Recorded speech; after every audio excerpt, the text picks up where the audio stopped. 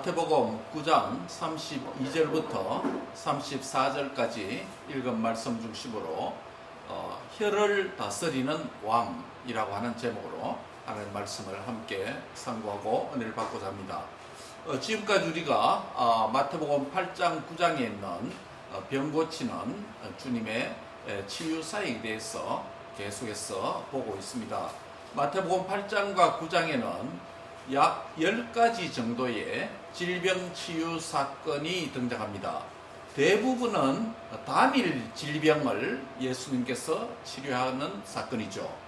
그런데 한 가지 유일하게 치유 사건 한 사건만 합병증 같은 복합적인 질병이 치유된 사건입니다. 즉 2개 이상의 질병이 결부된 복합병 같은 그런 질병 치유 사건이라고 할 수 있습니다. 오늘 본문이 바로 그런 것입니다. 오늘 본문은 귀신 들린 자이면서 동시에 어떤 질병이 있습니까? 말을 못하는 자의 증세를 가진 한 환자가 등장하고 있습니다.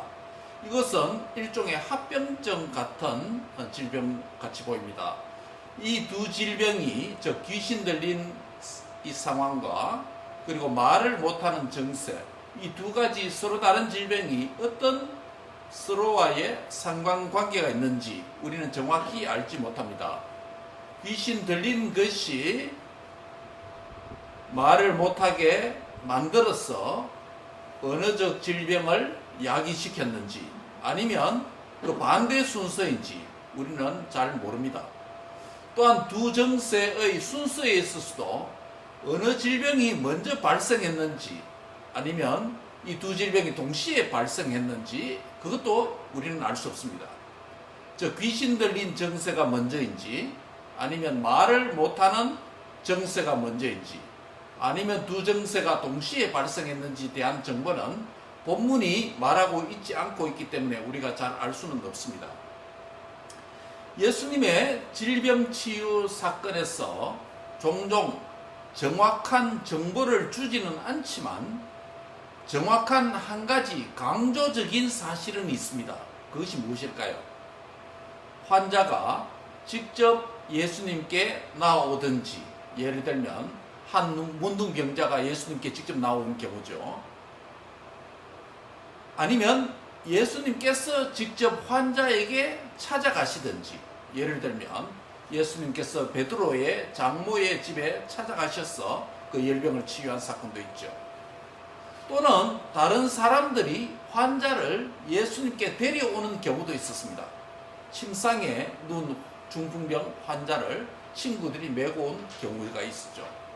또는 다른 사람이 환자 대신 와서 고쳐달라고 부탁을 하는 경우도 있었는데 특히 백부장의 하인의 중풍병을 고치기 위해서 백부장이 대신해서 예수님께 와서 부탁하는 경우도 있었죠. 또 다른 경우는 다른 사람이 환자 대신 와서 부탁하고 이어서 예수님이 그 환자에게로 다가가셔서 치료하신 사건도 있습니다. 예를 들면 해당장 야이로의 죽은 외동딸을 살리는 사건이 그런 경우라고 할 수 있습니다.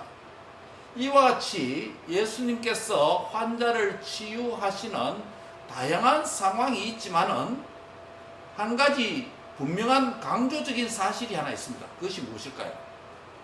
예수님의 치유 사건은 직접 환자가 예수님께 나오든지 그렇지 않으면 다른 사람에 의해서 대신 나오는 간접적인 방식이든지 모두가 공통점은 강조적인 사실은 만명의 의사이신 예수님이시며 메시아이신 예수님께 모두가 질병을 고쳐달라고 부탁하고 의뢰했다는 이 한 가지는 분명한 사실입니다. 그렇죠? 매우 강조적으로 표현되어 있습니다. 오늘 본문은 바로 복합적인 질병을 이중적인 질병을 치유하시는 사건의 장면입니다. 다른 모든 질병은 단일 질병의 치유인데 이 질병은 바로 복합적인 질병이다 라고 할 수 있습니다. 오늘 본문 32절에 보시면 귀신 들려 무엇을 못합니까? 말 못하는 사람을 예수님께 데려왔다고 이 환자의 복합적인 질병의 정세를 소개함으로 본문이 시작됩니다. 여기서 말을 못한다라고 하는 이 형용사는 바로 듣지도 못하고 말하지도 못하는 상태를 가리킵니다. 그리고 귀신 들렸다라는 이 표현은 무엇에 의해서 들렸다, 자기가 직접 한 게 아니라 누구에 의해서, 저 악한 영들에 의해서, 귀신에 의해서 들렸다라는 수동태 분사로 그렇게 표현되어져 있습니다.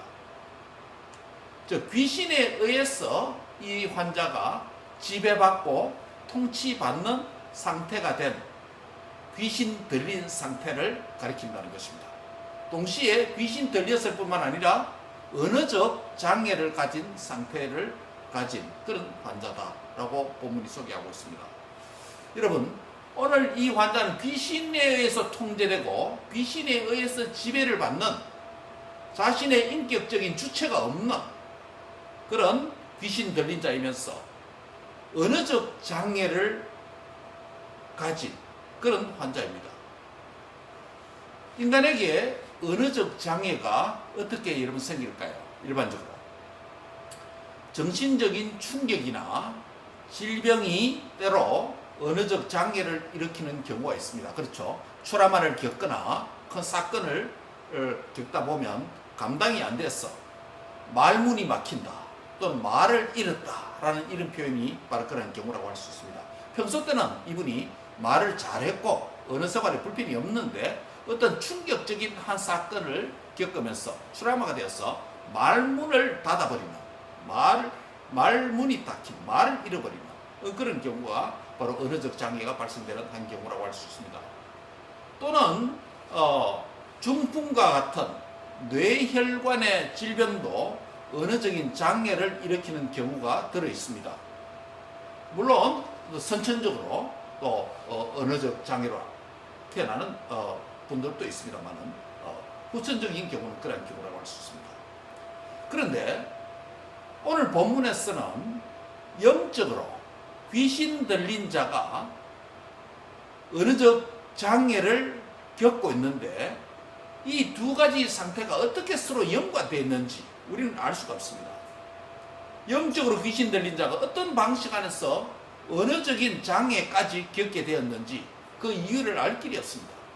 두 질병 정세 가운데 어느 것이 원인이 되어서 발생했는지도 알 수 없습니다. 그런데 치유되는 과정을 살펴보면 하나의 힌트를 발견하게 됩니다. 33절에 한 것이 갑니다. 본문 33절에 보시면 귀신이 쫓겨나고 나니까 어떤 현상이 나타납니까?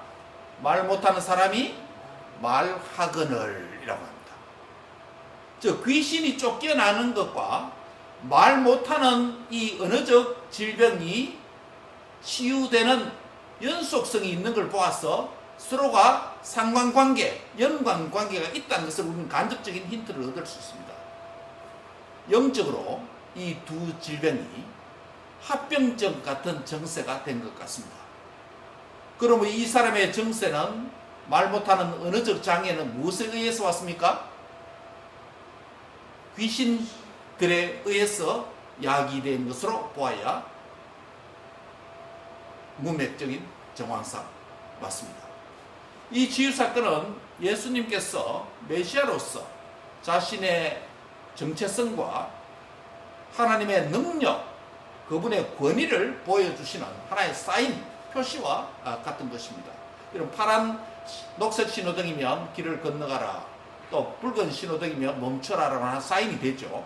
그와 마찬가지로 예수님께서 이 큰 질병을 큰 능력으로 고친 것은 바로 자신이 메시아이고 하나님의 능력을 나타내고 하나님의 권위를 보여주는 그런 표시와 같다라고 말할 수 있습니다. 이와 유사한 사건이 마태복음 12장 28절에도 나타납니다. 거기도 귀신을 쫓아내는 사건이 나타나는데 귀신을 어떤 방식으로 쫓아냈다고 말합니까? 마태복음 12장 28절에 보면 누구를 힘입어? 성령을 힘입어 귀신을 쫓아냈다라고 말씀합니다. 이러한 예수님의 치유 사역의 결과로 귀신이 쫓겨나게 되고 말 못하는 사람이 말을 하는 역사가 일어나게 된 겁니다. 본문 33절에도 보면 이 상황을 지켜보던 무리들은 기이 여겼습니다. 모두가 어떤 말을 했습니까? 이스라엘 가운데 이런 일을 본 적이 없다라고 말합니다. 이스라엘 가운데서, 이스라엘의 수천 년 역사 가운데서 귀신 들렸다가 그 결과로 언어까지 잃어버린 이 사람을 치유하게 되어서 귀신도 쫓아내고 말을 하게 되는 이런 것은 유사일에 이런 치유 사건은 없었다는 것입니다. 이것은 무엇을 보여줍니까? 한마디로 새로운 장면, 새로운 역사, 새로운 능력을 보여줍니다. 누굴 통했어요? 메시아, 예수님만이 하실 수 있는, 하나님 외에는 할 수 없는 이 다른 어떤 것으로 불가능하기 때문에 그동안 이런 역사를 사람들이 못 본 것이죠. 그러나 예수님이 하실 수 있다라는 것을 보여주고 예수님이 누군가 하나님이다라는 것을 보여주는 사건이라고 할 수 있습니다. 그런데 모든 사람이 이렇게 놀랐는데 반해서 그들 가운데 섞여 있는 바리새인들의 무리들의 반응은 좀 다릅니다. 34절에 보면 바리새인들의 반응이 나타납니다. 34절에 바리새인들은 예수님의 이 메시아적인 하나님의 능력과 치유의 사역과 그 권세가 단순한 소문도 아니고 속임수도 아니고 실제 일어난 사건이라는 것을 그들도 목격을 했습니다. 그렇죠? 옆에 있었으니까 그들도 목격은 했습니다. 그런데 그 사실을 목격하고도 그들이 하는 말이 어떤 말입니까? 그가 예수님이 귀신의 왕을 의지해서 무엇을 쫓아낸다? 귀신을 쫓아낸다 라고 하는 놀라운 아주 기이한 평가를 내립니다. 아까 마태복음 12장 28절에서 귀신을 쫓아내는 데는 누가 필요하다고 그랬죠? 성령을 힘입어서 귀신을 쫓아내는데 예수님도 또 그런 경우 있죠. 성령의 능력을 의지해서, 즉 예수님 자신의 능력이죠. 그런데 바리새인들만큼은 뭐라고 말해야 돼요? 그가 귀신의 왕 바알세불 사탄을 의지해서 귀신을 쫓아내었다라고 평가를 내놓습니다. 예수님이 행하신 치유 사건은 사실이다 보았기 때문에 인정을 합니다. 근데 치유의 능력과 방법은 누구에게 돌렸습니까? 귀신의 왕 바알세불. 바알세불은 파리의 왕, 파리의 왕, 똥파리, 그런 의미를 갖고 있습니다. 그런데 귀신의 왕은 결국 사탄을 가리키는 말이죠. 이와 비슷한 반응이 마태복음 12장 22절에도 있었다고 했습니다. 예수님께서 귀신 들려서 눈 멀고 말 못하는 질병이 있는 자를 데려왔습니다. 여기는 삼중적 질병이 등장합니다. 첫째는 뭡니까? 귀신 들렸고, 마태복음 12장 22절에는 귀신 들렸고, 두 번째는요, 눈 멀고 소경이고, 세 번째는요, 말 못하는 삼중적 합병 증세입니다. 이 환자를 데려왔을 때 예수님께서 고쳐주셨습니다. 무리들이 다 놀라워했습니다. 그 놀란 무리들이 하는 말이 뭡니까? 이는 누굽니까? 다윗의 자손이 아니냐. 다윗의 자손이다. 다윗의 자손이라는 것은 단순한 다윗의 후손이라는 개념이 아니고 그는 누구다? 다윗의 후손으로 오신 메시아, 하나님의 아들, 예수님이 구원자다라는 이 말이죠. 이 반응이 정상적인 반응이죠. 그런데 바리새인들은 뭐라고 말합니까? 귀신의 왕 바알세불을 힘입지 않고는 귀신을 쫓아내지 못한다라는 평가를 내놓습니다. 사실 이 장면에서 진정한 귀신 들린 자는 누구일까요? 귀신 들린 자는 아까도 들렸다라는 것은 수동태라는 것이죠. 누구에 의해서 지배를 받고 통제받는 상태입니다. 들렸다는 것은. 귀신 들렸다는 말은 누구에 의해서 통제를 받는다는 것입니까? 귀신들에 의해서 통제받고 귀신들의 통치를 받고 제어받는, 귀신들이 하고자 하는 말을 하게 합니다. 즉 악한 영들에 의해서 통치를 받고 악한 영들의 뜻대로 말하게 됩니다. 그렇다면 귀신 들린 자의 진정한 귀신 들린 자는 누굴까요? 귀신 들린 자는 하나님의 뜻과 계획을 방해하며 대적하죠. 바리새인들은 모든 질병을 대신 짊어지시고 구원자로 오신 다윗의 자손으로 오신 예수님과 하나님 뜻을 대적하는 말을 합니다. 그 치유의 능력이 다윗의 자손 메시아 예수님이 아니라 하나님의 능력이 아니라 성령의 능력이 아니라 성령의 도움이 아니라 누구로부터? 귀신의 왕 바알세불 사탄의 능력이라고 폄하했습니다. 이런 점에서 바리새인들은 뭐와 다름없습니까? 귀신 들린 자와 다름이 없습니다. 그들은 하나님께 영광 돌리고 하나님을 찬송하고 다윗의 후손으로 오셔서 질병을 치유하시고 인생의 모든 약함과 질병을 담당하신 그 메시아의 구원의 능력을 찬송하고 높여야 될 텐데 귀신의 왕 바알세불의 능력으로 이 일을 했다라고 하나님의 능력을 폄하했습니다. 이런 점에서 바리새인들은 귀신 들린 자와 다름이 없습니다. 그들은 하나님께 영광 돌리고 찬송해야 될 말을 하려 해도 오히려 반대로 귀신의 능력을 찬양하고 귀신의 능력을 드러내고 그렇게 말한 것입니다. 이것은 완전한 하나님의 뜻과 반대입니다. 이것을 볼 때 바리새인들은 그들 자신이 의식하든지 의식 못하든지 누구의 지배를 받는 상태다? 귀신의 지배를 받는 상태라고 할 수 있습니다.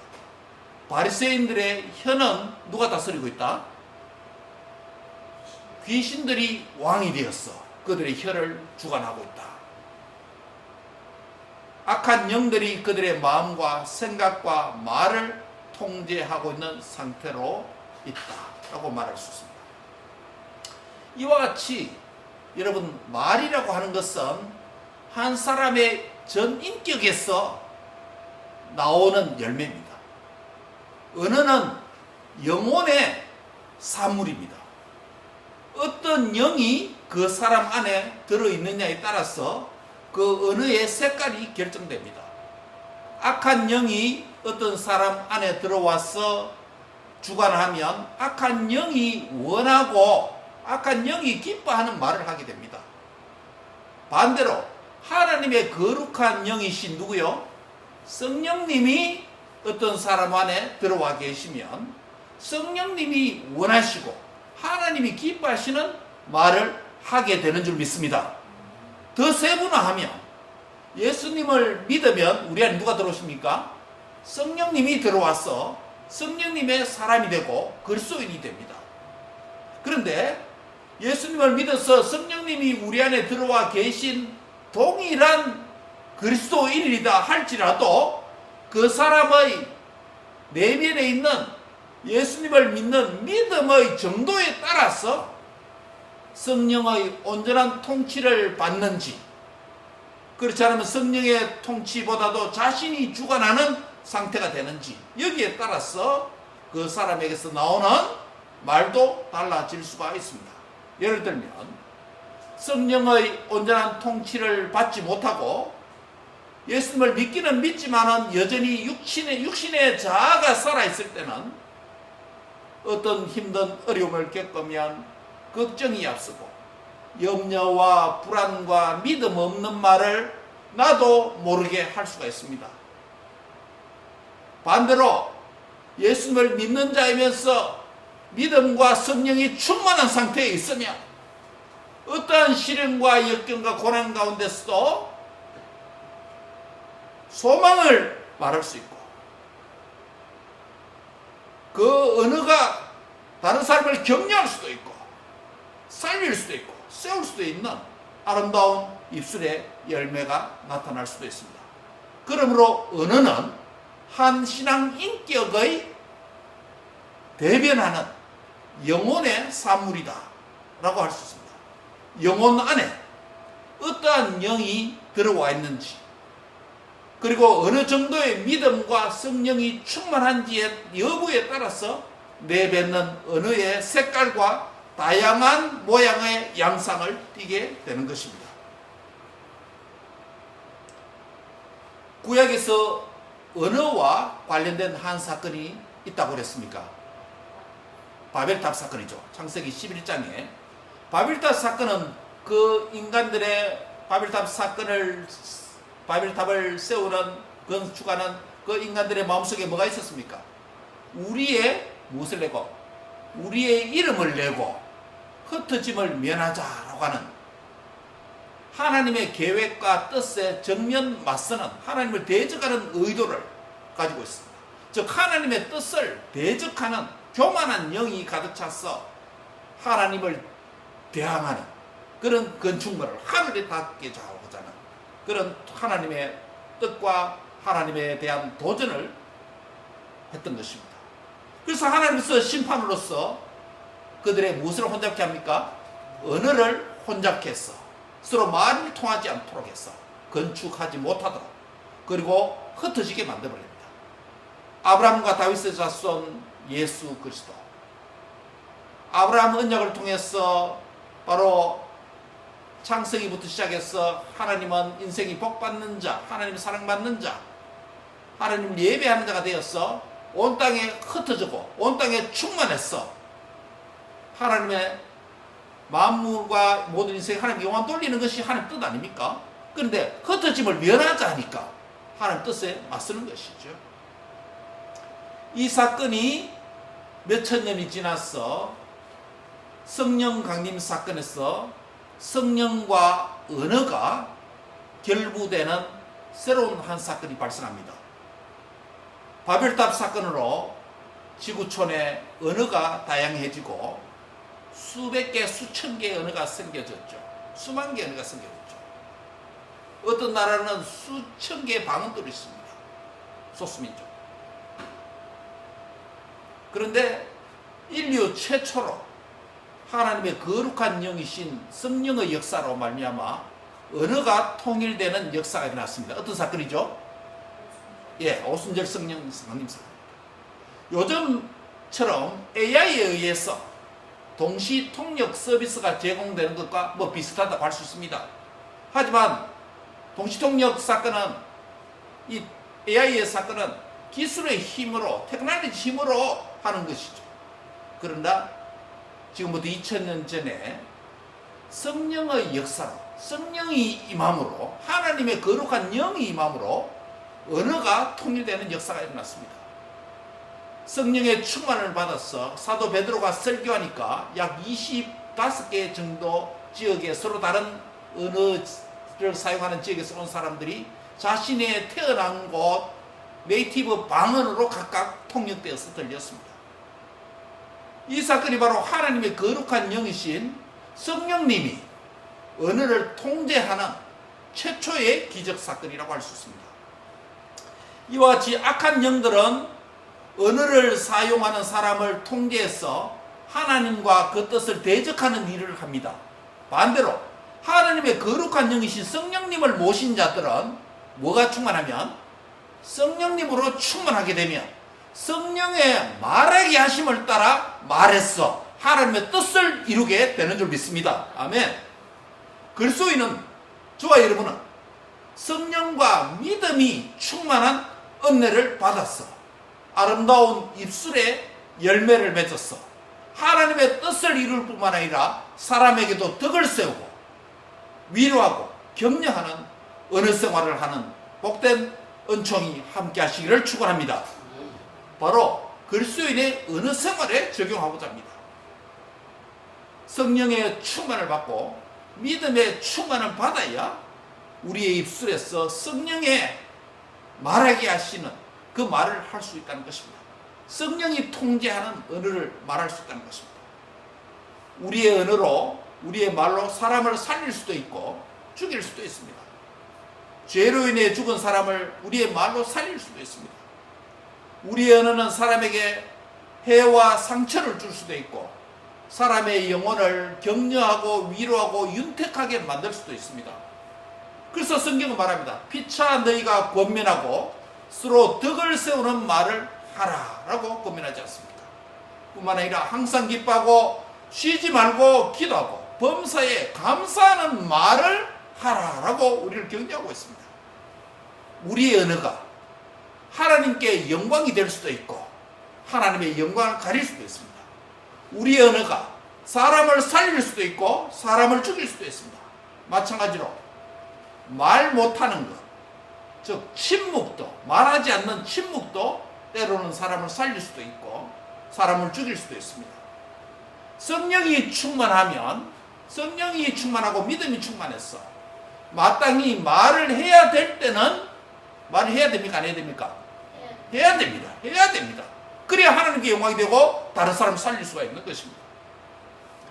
또 성령이 말하게 하심을 따라 말을 할 뿐만 아니라 성령께서 우리를 절제하게 하실 때는 말하지 않고 침묵을 지키는 것도 하나님께 영광이 되고 다른 사람에게 덕이 될 때도 있습니다. 믿습니까? 그래서 성령과 믿음이 충만하면 우리가 말해야 될 때는 말하여서 하나님께는 영광이 되고 사람에게 덕이 되고, 또 성령과 믿음이 충만해서 성령께서 절제하게 하실 때는 말하지 않는 것이 도리어 하나님과 사람에게 영광과 덕이 되는 줄 믿습니다. 그래서 이것이 바로 성령의 말하게 하심을 따라 말하고 성령의 절제하게 하심을 따라 절제하는 은사인 줄 믿습니다. 이것이 성령에 의해서 통제된다는 것입니다. 즉 언어는 영혼의 사물입니다.